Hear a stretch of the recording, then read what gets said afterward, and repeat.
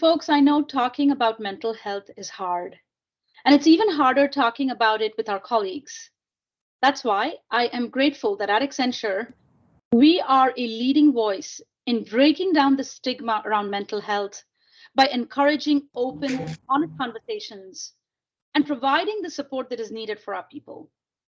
So, as we close out the month of May, which, as you know, is focused on mental health, I don't want us to just stop there.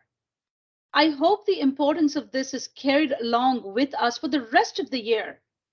And that's why, as part of this next episode of Spotlight on Americas, I'd like to end Mental Health Month with something inspiring, something innovative. Joining me today for this open, honest conversation are Tom Lounibos, who leads Accenture Ventures, and Aaron Gani, CEO of BehaVR. Tom, if you can please do the honors of introducing our guest. Shivani, thank you so much. And I think you said it so well, that this is not a month in a year, it should be 12 months in a year. And I think COVID was the forcing function to make us all recognize anxiety, depression, all kinds of different issues. And then how do we deal with that as society? So what we're going to talk about today with Aaron and his company BehaVR that we invested in recently is that topic. And on one hand, we're going to talk about the business elements, and there's lots of reasons why Rich Berzanzel and the digital health team wanted to move into the behavioral science area. So there's a business element, but there's a very human element here. We all suffer from different elements of anxiety and depression, whether we are going through a COVID or we're aging, our aging community as well. And I represent that community a little bit on this call. But I'm really thrilled to have Aaron Gani, who is the CEO and founder of BehaVR, with us today. Welcome, Aaron. How are you doing? I'm great. Thank you, Tom. And thank you, Shivani. It's great to be with you. Yeah, this was Aaron, your company got on our radar in multiple ways because it's such an intersection of three very important areas for us. One, behavioral health for Rich Berzanzel and the digital health team throughout our global digital health team. He highlighted this as an area of importance, an area as a priority.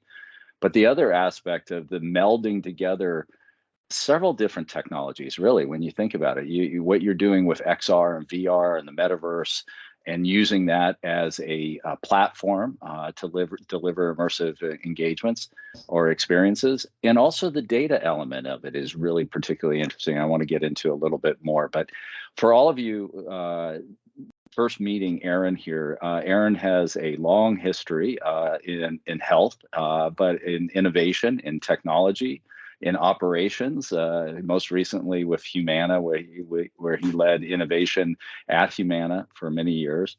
I'm probably the most, I'm going to jump into the origination story because I'm just very captive to this, being a former founder. What caused you to jump out of Humana, jump out of the corporate world after all those years to pick this? What problem were you trying to solve when you were in 2016 starting BehaVR? Well, there's a couple of elements to that story. The really short version is I've been a technologist my whole life. I was in financial services for many years, and then about a dozen years in healthcare with Humana in a variety of innovation roles, and was the CTO there in my last couple of years, which in that company meant advancement of technology. And so it was a great company, a great role. I was delighted to be there, wonderful colleagues. There's one problem. I had wanted my own business essentially my whole life. And this was this desire that I had that wasn't going away. And so after years of sort of dreaming and scheming, I started to get serious. Like, we get one go around as far as we know. I'm about halfway through this life and I need to go after this or I may, die unhappy in that regard. So there was this moment of, okay, it's time to go. I'm going to create a new company. And I spent about a year thinking about, well, what problem do we want to tackle? And at Humana at the time, this was sort of through 2014, 15, 16, we were getting increasingly focused on mental and behavioral health, not just as sort of a siloed set of needs, but recognizing that they're like the meta comorbidity that, they're bad enough on their own, but when you intersect people living with one or more chronic diseases and they're dealing with mental and behavioral health challenges, these people go from already the worst off and the most expensive in the system to 2 to 3 times even worse, right? So lots of pain and suffering, lots of value to be captured if we can address that. So at Humana, we were starting to focus on that problem more and more. And then in my personal life, I have experienced directly in my immediate family and extended family the impact that mental and behavioral health challenges have, on the individuals living with it and on family members. So it's personally meaningful. From a business perspective, I sort of learned from my Humana colleagues, wow, this is a huge problem. There's no way we're going to close this gap with human clinicians. That's an opportunity for digital, and being a lifelong tech guy, I thought, okay, well, digital needs to go solve that problem, which is very meaningful and very valuable. Yeah, it's always interesting. It's always got to have a personal side of it, doesn't it? Just get that passion going and such that, because you need it to get through the commitment side. Okay, your category, digital therapeutics is a high growth area for around the world, certainly within a center. Because we have a wide audience here, give us a little understanding of how you look at digital therapeutics. What are they?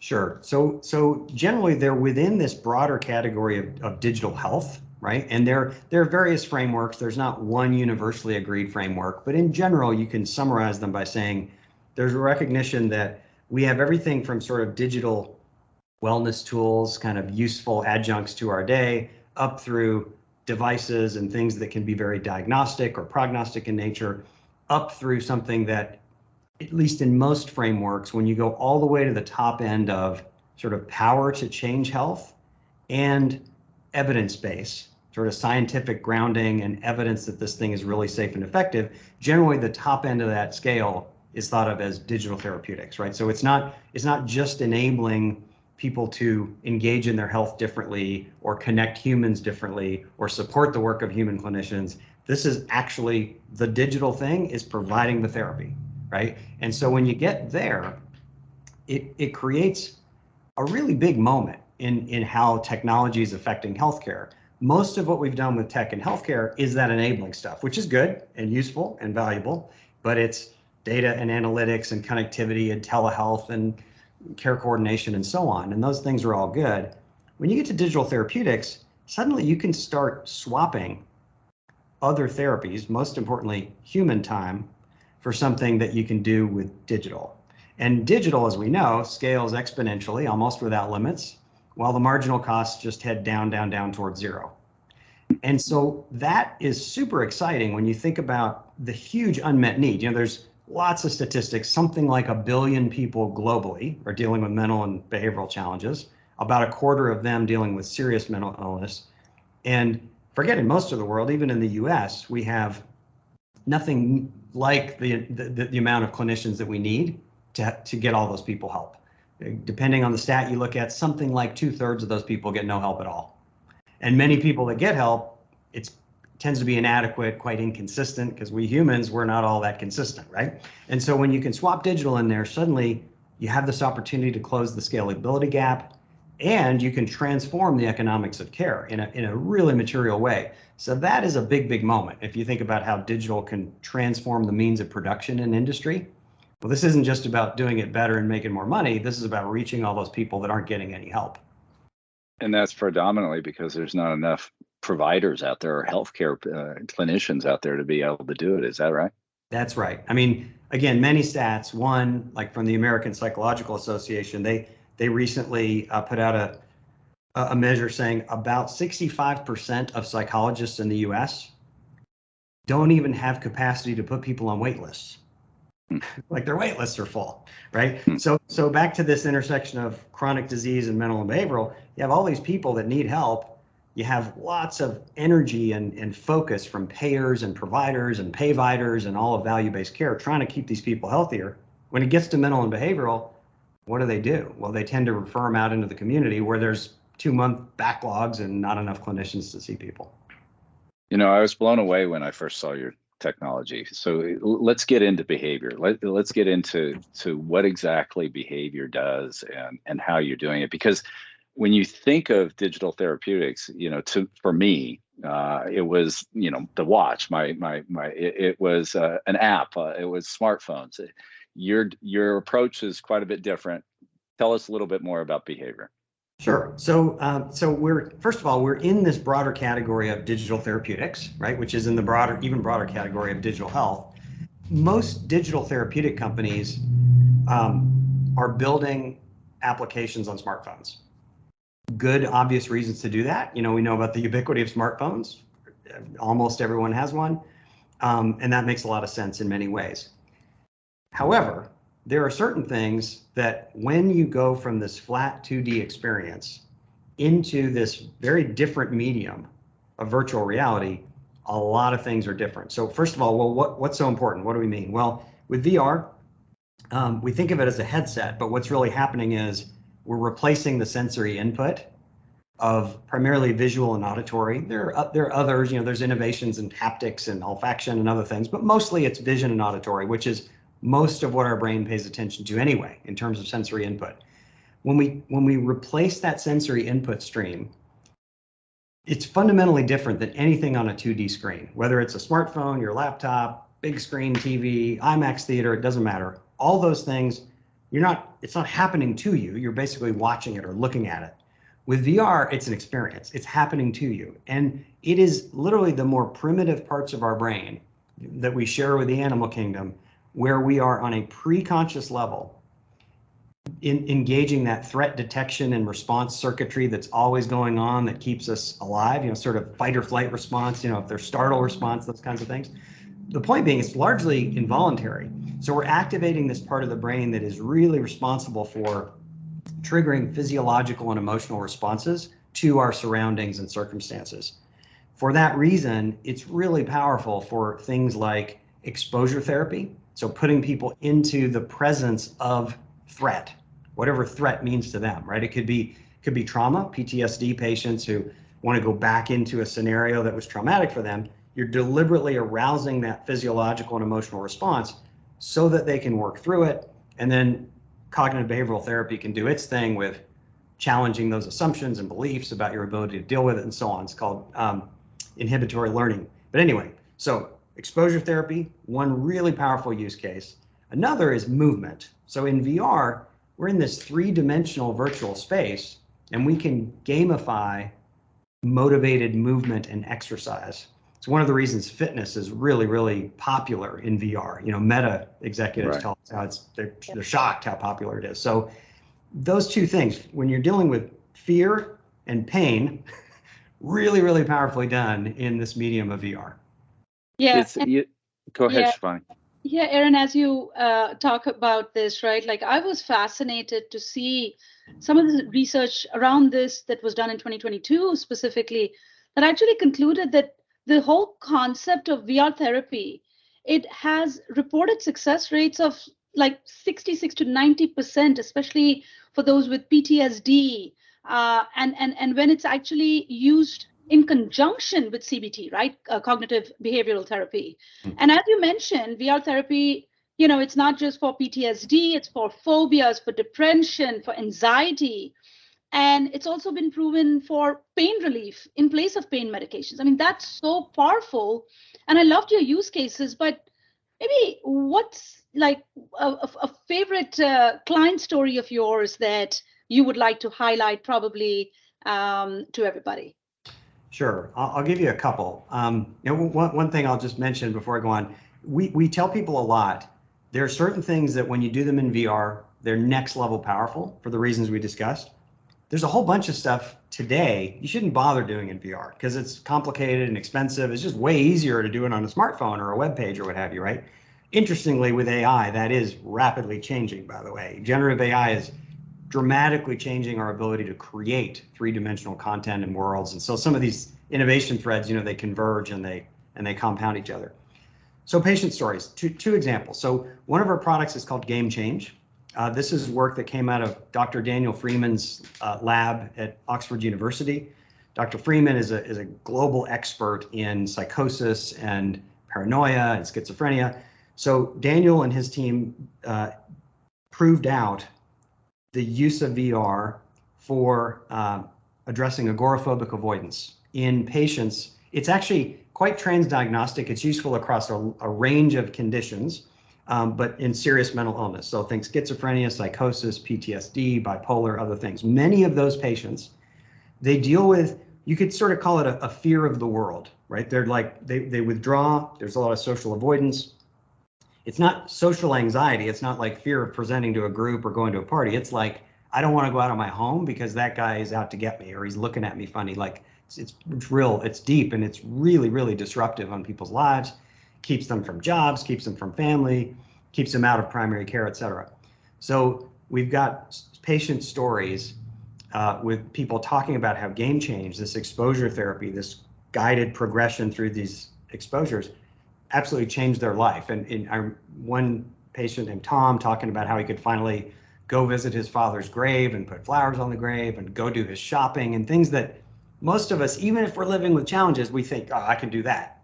This is powerful stuff, right? And Daniel's work showed the more severe, the more powerful the effects of VR. So that's one. In our pain work, we have some patient testimonials. One woman, Linda, who was describing as she lived with chronic pain after many, many back surgeries and many failed attempts to deal with it for over a decade.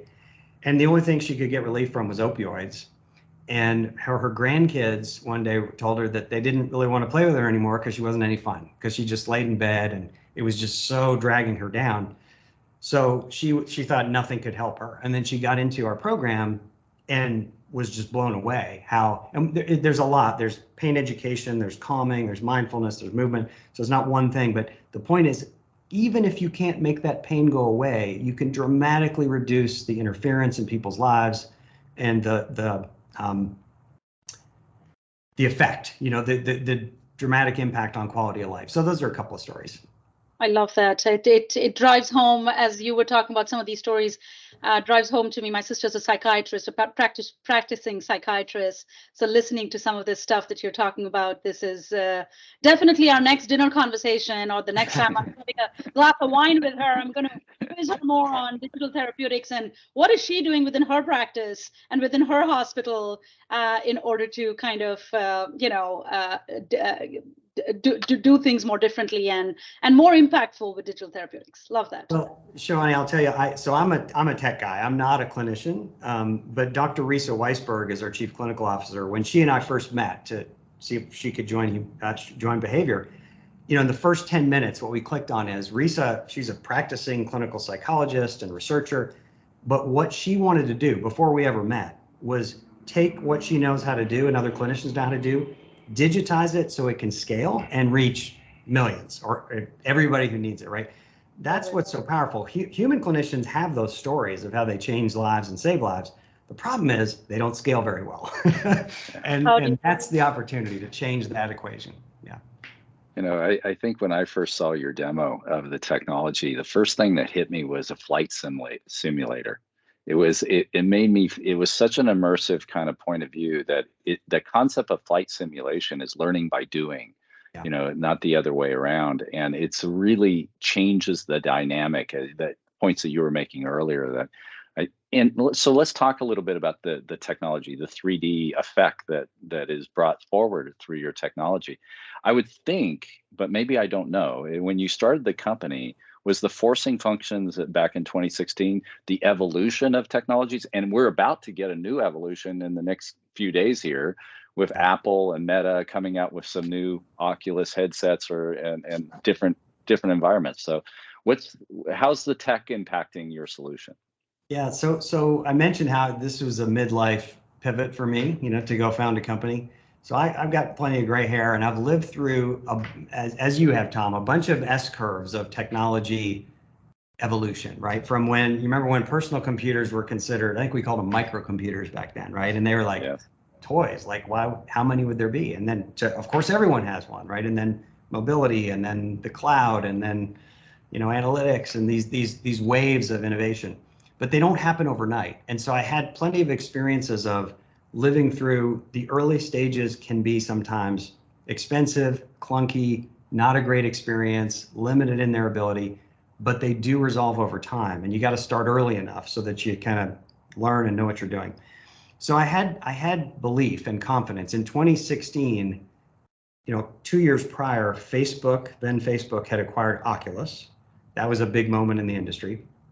Even then, there was 15 years of clinical research, though, showing that VR was powerful, right? With big $30,000 goofy headsets that you can only use in a lab. So there was data.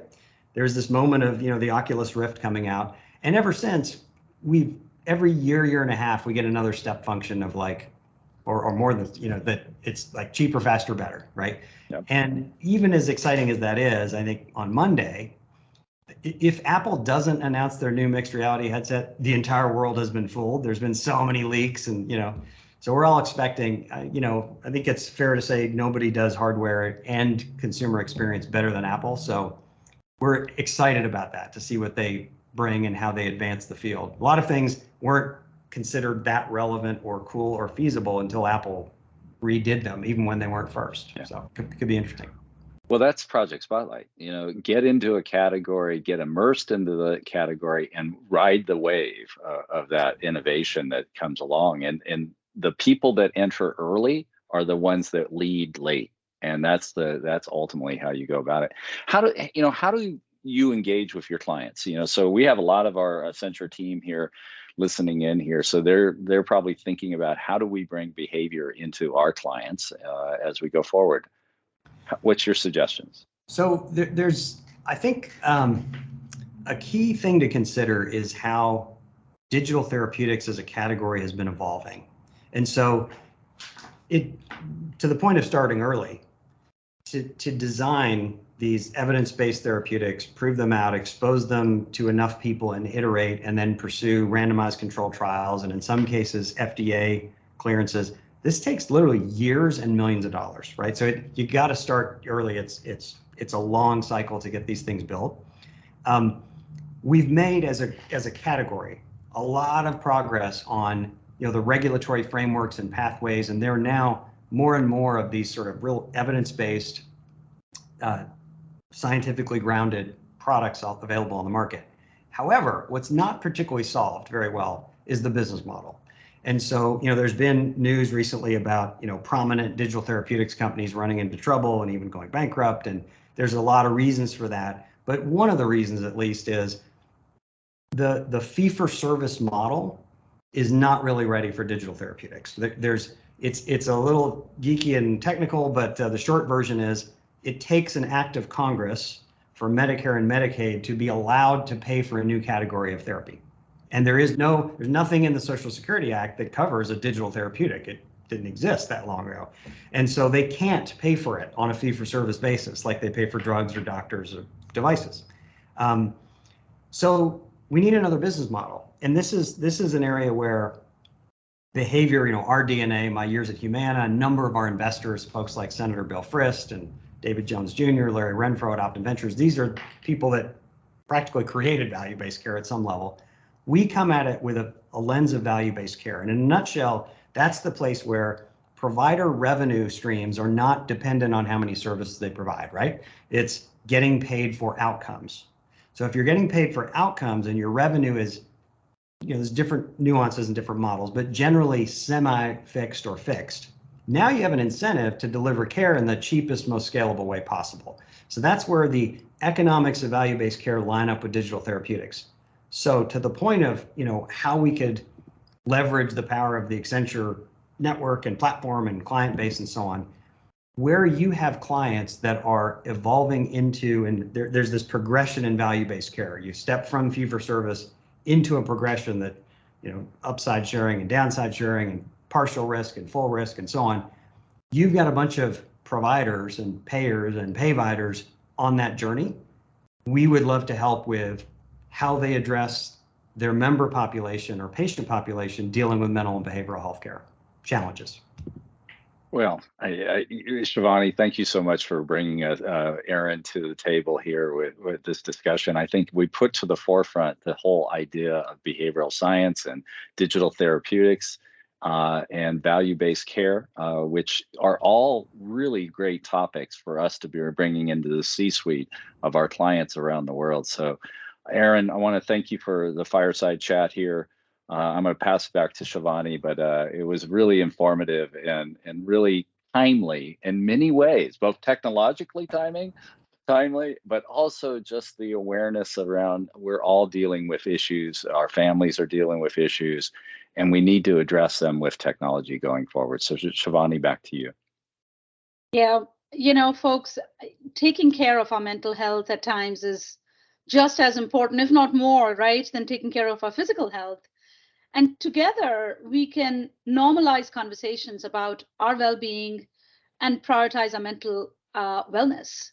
So thank you, Tom and Aaron, for showing us how we can use emerging technology and the power of VR, of digital therapeutics, to help us do just that.